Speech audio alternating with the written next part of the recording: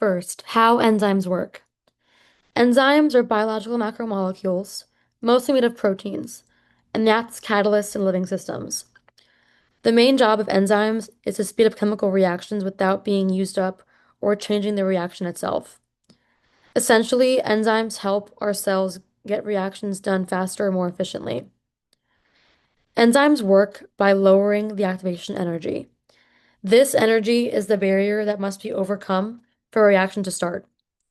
You could see that on the graph on the right, the uncatalyzed reaction requires much more energy to reach the transition state, while the catalyzed reaction with the enzyme requires less energy.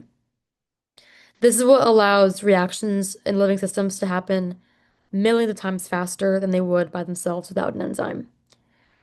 Each enzyme has a unique shape with an active site, and that binds to a specific substrate or reactant, and that's the molecule that it actually acts on.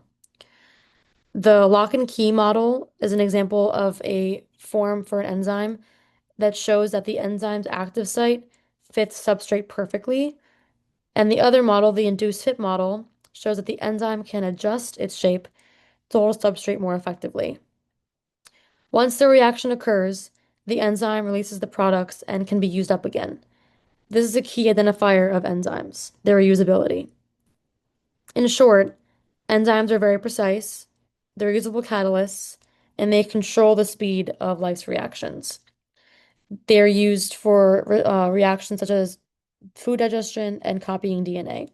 And without enzymes, the reactions that are needed to keep life alive wouldn't happen fast enough to sustain life.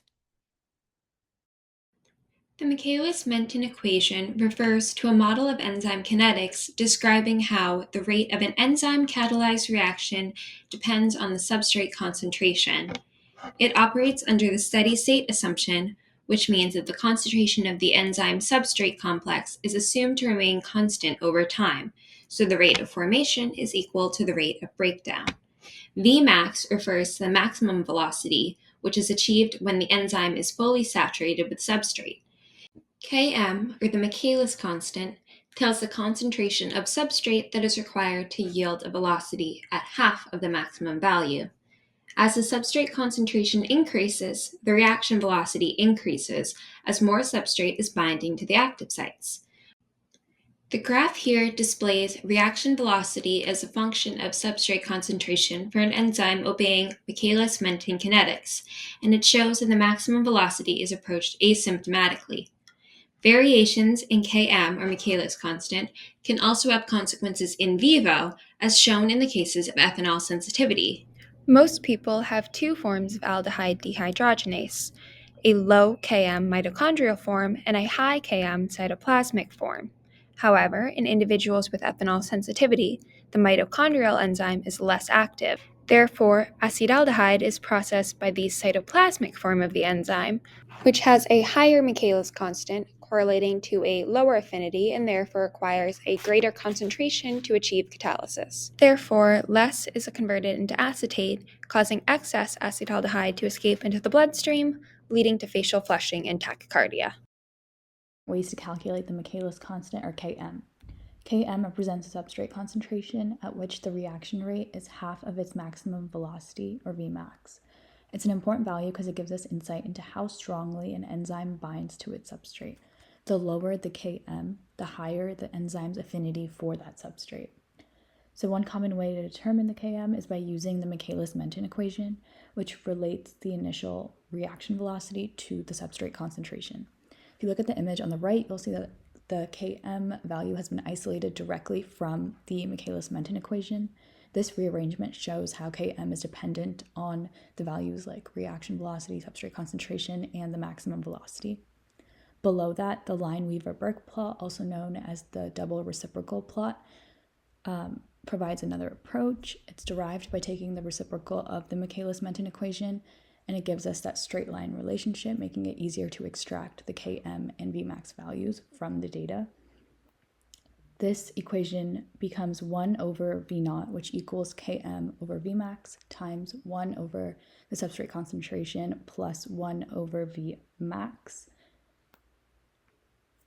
These values also correspond to the linear relationship shown below, where y equals 1 over v naught, x equals 1 over s, the slope equals km over v max, and then the y-intercept, which equals 1 over v max. So from this equation, we can derive km by multiplying the slope to the maximum velocity values. Catalytic efficiency is a measurement of how well an enzyme performs its job. The equation we use is catalytic efficiency equals kcat over km. Kcat is also referred to as the turnover number, which tells us how many substrate molecules an enzyme can convert into product per second when the enzyme is fully saturated. A high kcat means the enzyme is working quickly. On the other hand, Km is the Michaelis constant. It represents the substrate concentration at which the reaction rate is half of its maximum. A low Km means the enzyme binds the substrate very tightly. So in other words, it would have a high affinity. So an enzyme with high kcat and a low Km is considered very efficient because it binds the substrate well and converts it quickly. Looking at the graph, we see how different combinations of kcat and Km affect the reaction rate. The blue curve represents a case with high kcat and low Km. This gives us high catalytic efficiency, and the reaction reaches a high rate quickly, even at low substrate concentrations. The red curve shows a low kcat and a high Km, meaning the enzyme is slower and has lower affinity for the substrate. This results in low catalytic efficiency, and the reaction rate increases more slowly.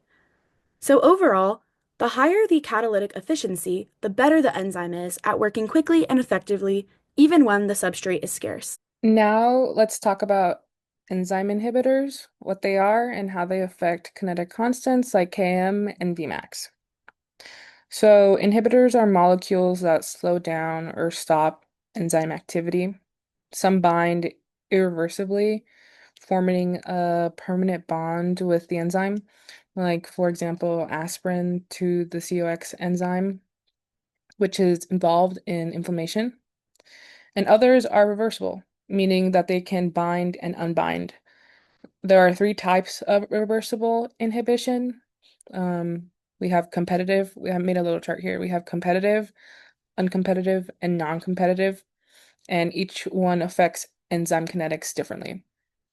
In competitive inhibition, the inhibitor competes with the substrate for the enzyme's active site. And because it blocks substrate binding, the enzyme needs more substrate to reach the same reaction rate. And then this causes Km to increase, but Vmax stays the same, since adding enough substrate can overcome the inhibition. And in uncompetitive inhibition, the inhibitor only binds to the enzyme substrate complex. So this locks the substrate in place, preventing any product release. And as a result, both Km and Vmax decrease. And the enzyme appears to have a higher affinity, but I think it's less efficient overall. And then finally, we have non-competitive inhibition, and the inhibitor binds to a different site on the enzyme called an allosteric site. And this changes the enzyme's shape, reduces its activity, even if the substrate is present. And because the substrate binding isn't affected, Km stays the same, but Vmax decreases. So to summarize via this chart and what I've written here, competitive, increase in Km, but Vmax stays the same. Uncompetitive, Km goes down, but Vmax goes down. Non-competitive, Km stays the same, and Vmax goes down. And these are some examples. So these effects occur because inhibitors either interfere with substrate binding or reduce the number of active enzymes available for catalysis, which ultimately changes how efficiently enzymes function in living systems. And yeah, I think that is all I think I wrote down here. Different inhibitors change enzyme activity by altering substrate binding or enzyme function. And I think these two charts help show that. And that is the end of our presentation.